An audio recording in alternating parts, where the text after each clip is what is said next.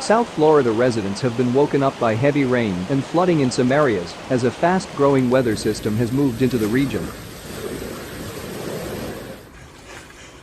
I'm gonna try pushing it a little further. Yeah, that's what I'm saying. Stay here. In Miami, drivers faced heavy rain and flooded streets early Saturday morning.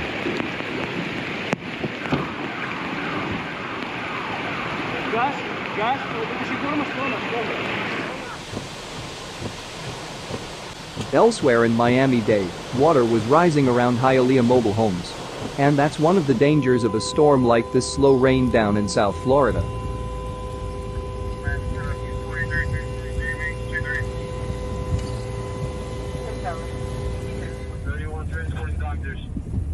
The city's fire department responded to several people trapped in vehicles amid the rising water.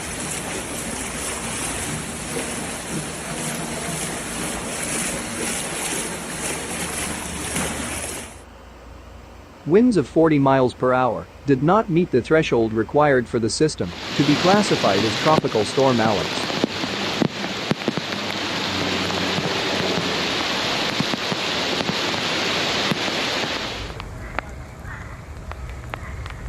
Miami had recorded 9.7 inches of rain as of Saturday morning, according to AccuWeather, but other areas including Key Largo, 11 inches, and Biscayne Park, 11.6, had more rain.